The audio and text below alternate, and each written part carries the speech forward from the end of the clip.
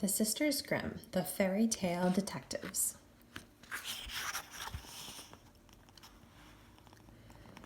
In the distance, a thunderous bellow rang out, followed by the terrible sound of falling trees and a stampede of terrified animals. It was coming, and there was no way to outrun it. Still, Sabrina and Daphne had to try. They sprinted as fast as they could, fighting with every step the dense forest branches that scratched at their faces and arms.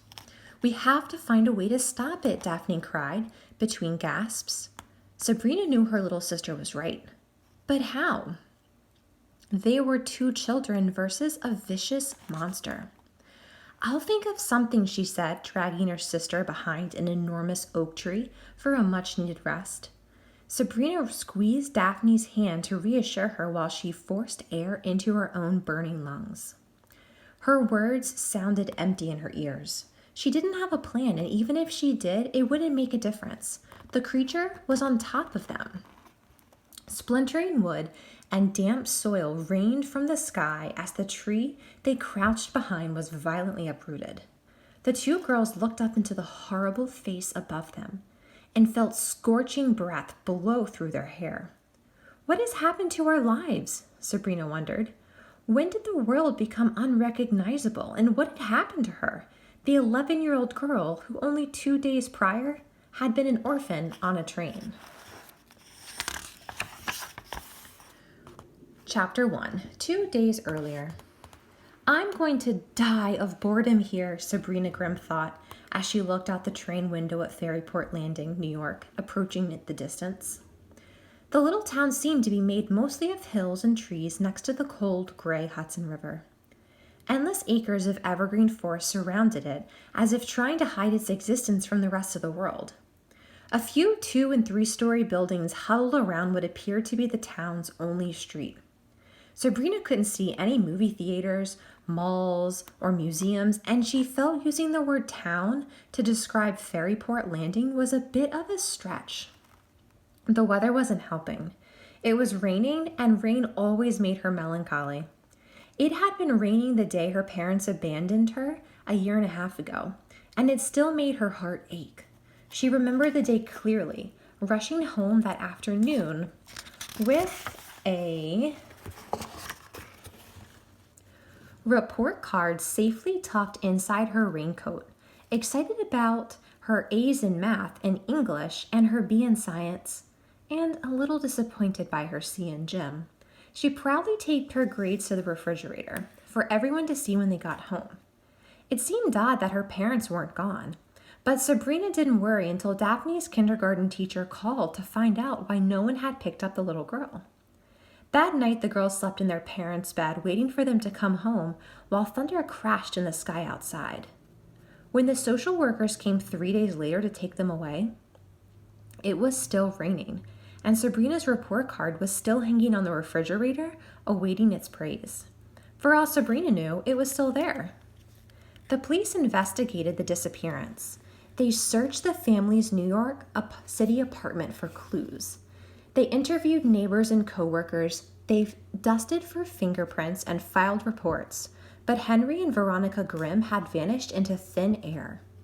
Months later, the police found their abandoned car deserted in a lonely park 50 miles north of the city.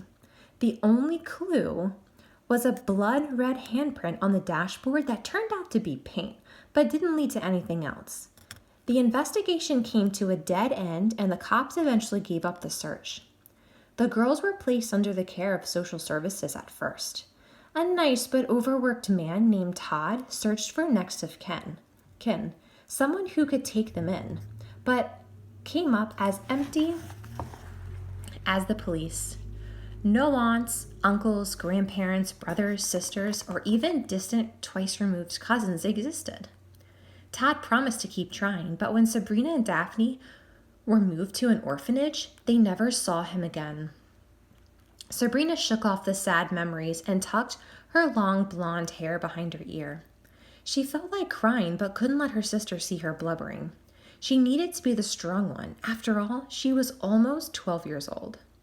Not that Daphne would have noticed. At the moment, Sabrina's 7-year-old sister had her face pressed against the train's window, as she had for the entire 2-hour trip. She marveled at each ugly little dot on the map they rolled through, like they were Paris, Rome, and Los Angeles. She only took occasional breaks from the view to ask questions about their destination. "Do they have bagels in Ferryport Landing, Miss Smirt?" Daphne asked the woman sitting across from them. Miss Minerva Smirt was the girl's caseworker from the orphanage. She was a pinch-lipped, humorless woman in her late 50s. As usual, her hooked nose was buried in a book. Sabrina knew she was reading only so she wouldn't have to talk to them. Miss Smirt looked up at Daphne with an annoyed scowl and sighed as if the little girl's questions were more than she could bear. "Of course they have bagels. They have bagels everywhere," Miss Smirt snapped. "Not on the moon," Daphne replied matter-of-factly as she returned her gaze to the window. Miss Smirt snarled, and Sabrina snickered. It was so easy to get on the woman's nerves, and Daphne was particularly good at it. Smirt had made a terrible mistake when she chose a career working with children, Sabrina thought, especially since she didn't seem to like them. The woman complained whenever she had to touch their sticky hands or wipe their runny noses, and reading bedtime stories was completely out of the question. She seemed to especially dislike the Grimm sisters, labeling them rude, uncooperative, and a couple of know-it-alls. So Sabrina was sure it was Miss Smirt's personal mission to get the girls out of the orphanage and into a foster home. So far, she had failed miserably, sending them to live with people who were usually mean and occasionally crazy. Some used them as maids and house sitters, while others just plain ignored them. This time, however, Smirt had gone too far. This time she was sending them to live with a dead woman. "I hope you won't bother your grandmother with all these ridiculous questions," Miss Smirt said curtly, which was how she said most things to Sabrina and Daphne. "She is old and cannot handle a lot of trouble." "She's dead. I've already told you 1,000,000 times. Our grandmother is dead," said Sabrina. "We did a background check, Sally," Miss Smirt replied. "She is who she says she is." "My name is Sabrina," Sabrina sighed. "Whatever. The orphanage would not just release you into anyone's custody," said Miss Smirt. "Oh, really? How about Miss Langdon, who swore her toilet was haunted?" said Sabrina. "Everyone has their quirks." "Or Mr. Dennison, who made us sleep in his trunk?" Daphne chimed in. "Some people just love the great outdoors." "Mr. and Mrs. Johnson handcuffed us to a radiator," Sabrina cried. Miss Smirt rolled her eyes. "You act like it was the end of the world. Imagine how hard this has been for me. I was mortified when I heard what you did to the Keatons. They locked us in their house for 2 weeks so they could go to a cruise to Bora Bora," Sabrina said. "I think it was the Bahamas," Daphne said. "It was Bermuda, and they brought you back both some lovely t-shirts," said Miss Smirt. "Anyway, it's all water under the bridge now. We've found a real relative who is actually eager to take you into her home, and not a moment too soon. To be honest, we have run out of families looking for rude little girls. Even if she were an imposter, I would hand you over to her."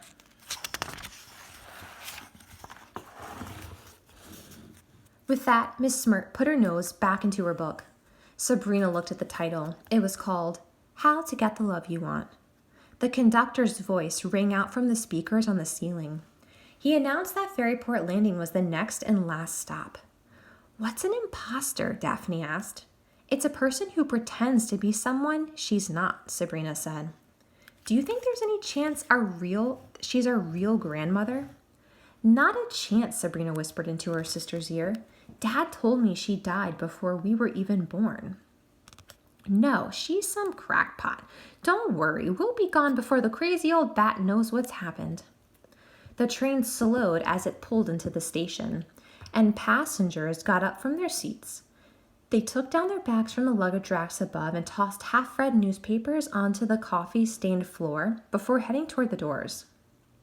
"Ladies, let's go," Miss Smirt ordered. Sabrina didn't want to meet this imposter, but she knew better than to argue with the old crone. Smirt had a reputation as a pincher, and she'd left more than a few nasty purple bruises on back-talking orphans.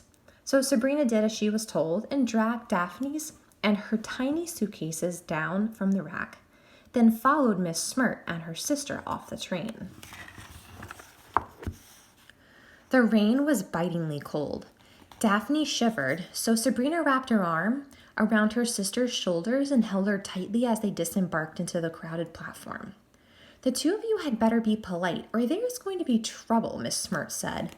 "No sass, no back talk. Stand up straight and act like young ladies for once, or so help me, I'll—" "Miss Smirt?" A chubby old woman interrupted the caseworker's threat. She was dressed in an ankle-length navy blue dress and had a white knitted shawl around her shoulders. Her gray hair was streaked with red, hinting at its original color, and she wore it tightly tucked under a matching navy blue hat with an applique of big fuzzy sunflower in the middle. Her face was a collection of wrinkles and sagging skin. Nevertheless, there was something youthful about her. Perhaps it was her red cheeks and clear green eyes. Next to her stood the skinniest man Sabrina had ever seen. He wore a dark pinstripe suit that was several sizes too big and held a wide umbrella in one hand and his hat in the other. His head was full of untamed platinum hair, and his enormous watery eyes were hidden beneath wild, unkept brows. "Yes, Mrs. Grimm, it's us," Miss Smirt said, forcing her usual frown into a smile. "Sabrina? Daphne?" the woman cried with a hint of a German accent. "Oh, you are both so beautiful. What little darlings. I'm your grandmother Grimm." She wrapped her arms around the girls and pulled them close. The girls squirmed to escape, but the old woman was like an over-affectionate octopus. "Mrs. Grimm, it's so nice to meet you," Miss Smirt interrupted. "I'm Minerva Smirt. We spoke on the phone." The old woman raised herself up to her full height, which wasn't very high, and cocked an eyebrow at the caseworker. Sabrina could have sworn she saw the old woman smirk. "It's nice to meet you too," said Mrs. Grimm stiffly. "I'm just so thrilled to have helped you and the girls reunite." "Oh, I'm sure you are," Mrs. Grimm said, turning her back on the caseworker and giving the girls a wink. She placed a hand on each girl's shoulder and turned them toward her companion. "Girls, this is Mr. Canis. He helps me take care of our house and other matters. He lives with us too, and he'll be helping me look after you," she said. Daphne and Sabrina stared up into the old man's gaunt face. He was so frail, it seemed as though the umbrella he was holding might collapse on him at any moment. He nodded, silent as a statue, then handed Mrs. Grimm the umbrella. He took the two suitcases from Sabrina and walked down the platform toward the parking lot. "Well, ladies, this looks like goodbye," said Mrs. Smirt. She stepped forward and limply hugged Daphne, whispering something in her ear that made the little girl cringe. Then she hooked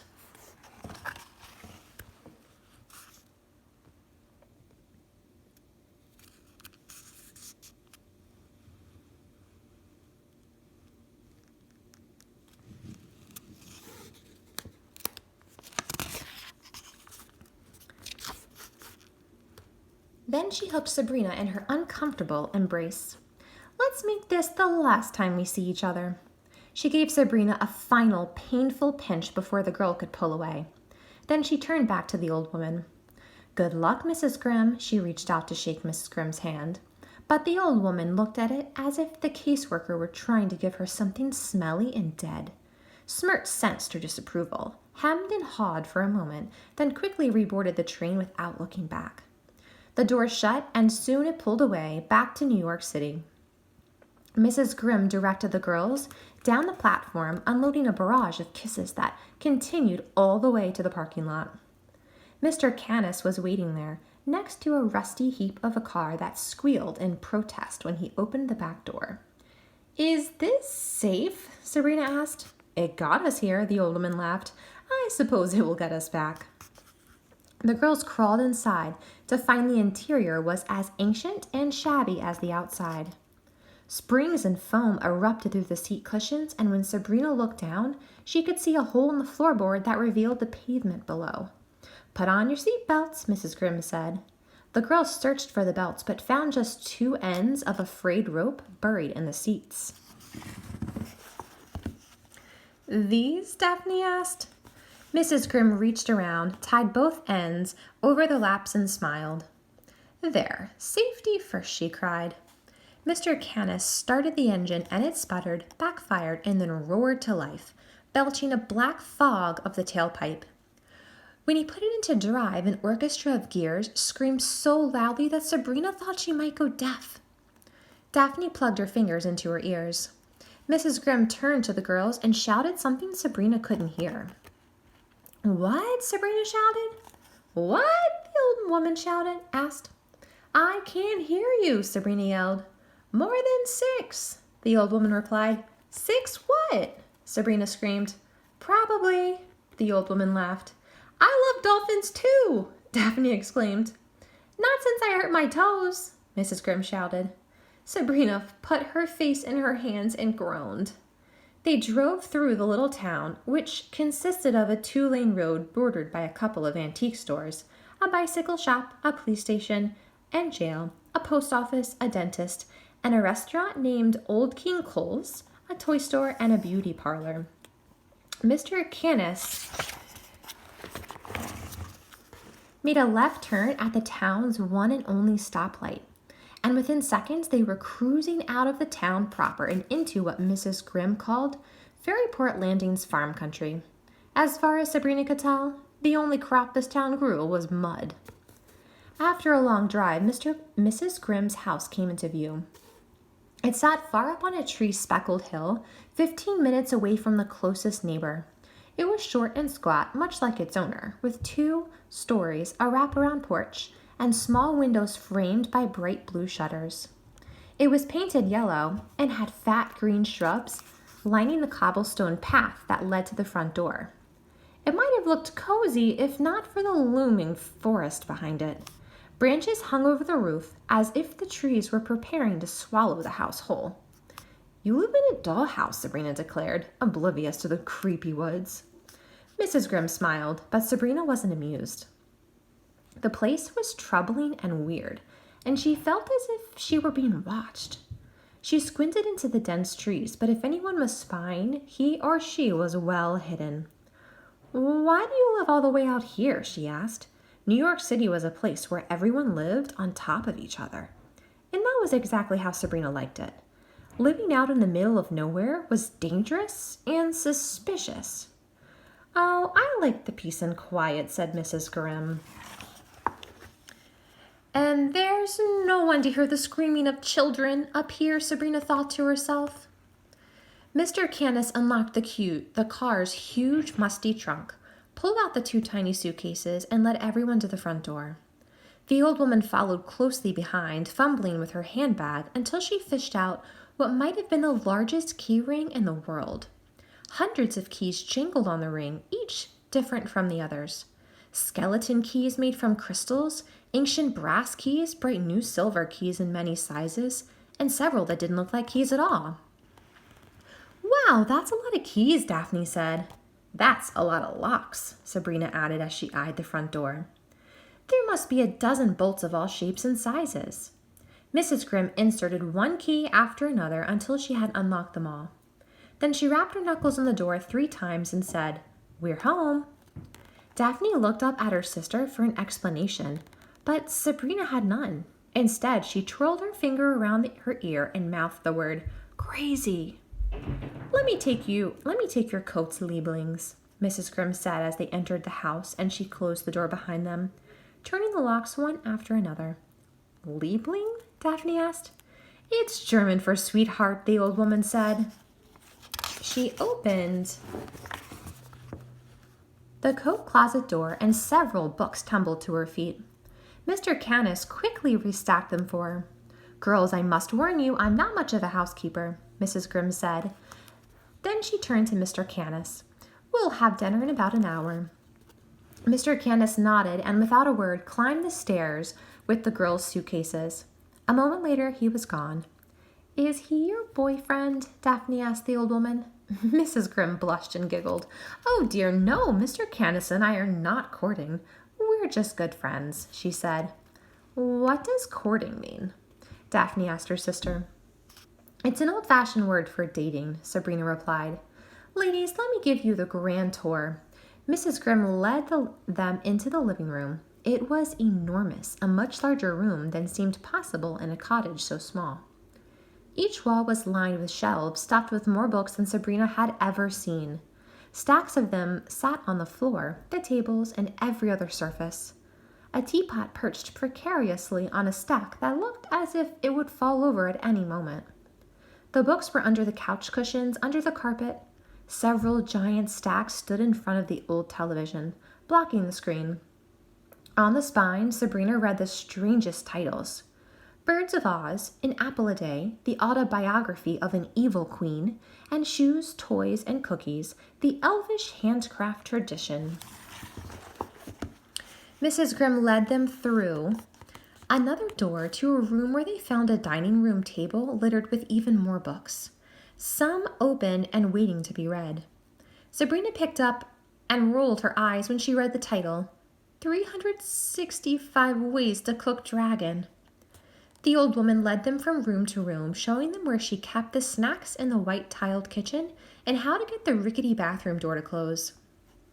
Sabrina pretended to be interested, but in reality, she secretly cased the joint.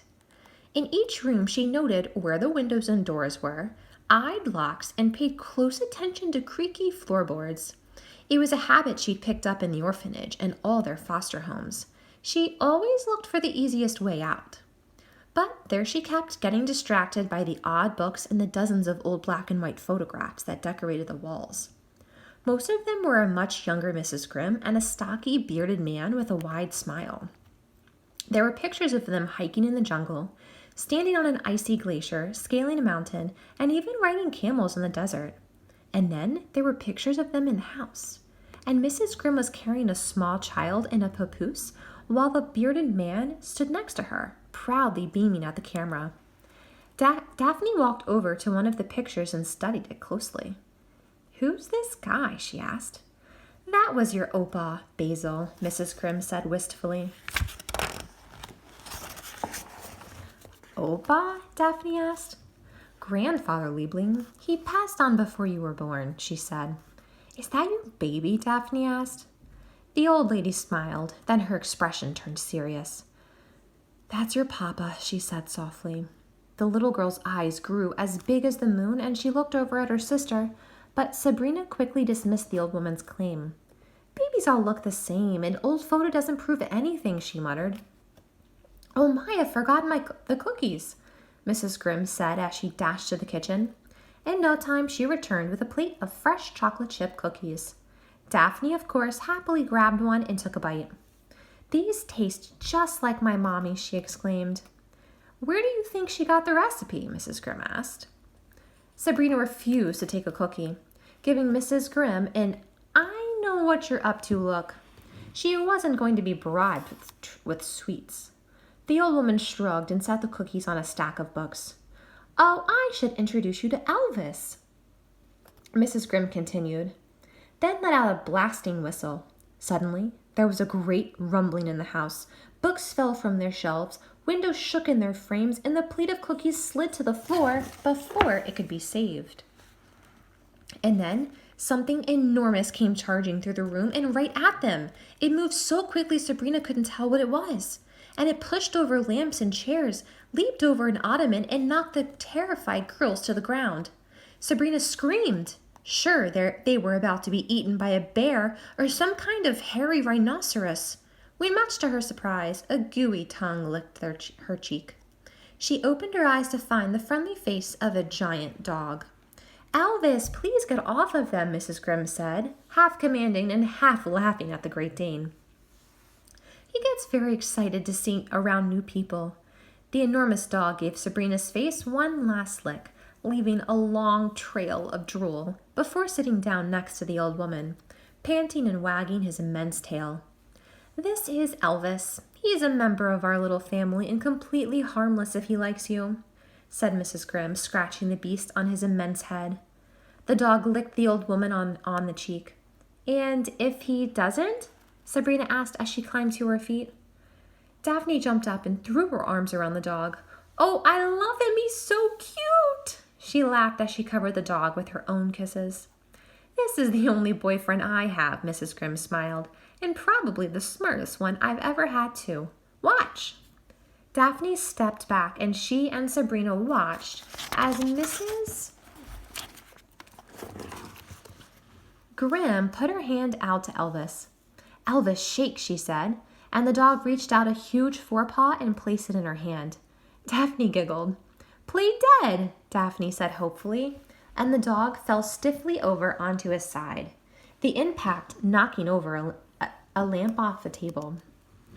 Mrs. Grimm laughed. You two must be starving after your trip.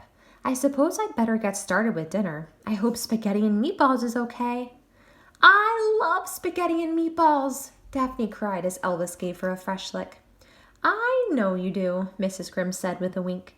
She disappeared into the kitchen, where she began rattling pots and pans. Don't get used to this place. We're not going to be here long, Sabrina said as she wiped the dog's goo off her cheek.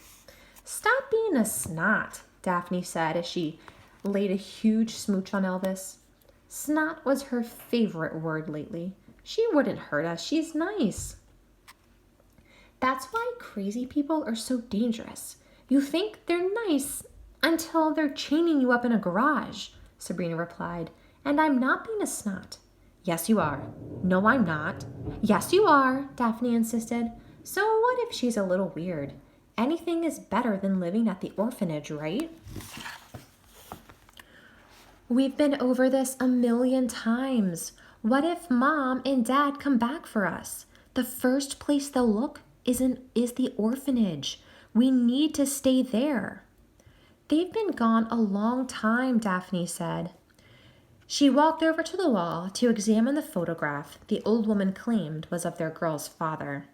Sabrina joined her, and they both stared into the face of the rosy-cheeked baby. He looks like Dad, Daphne said. It's not him, Sabrina argued. It can't be.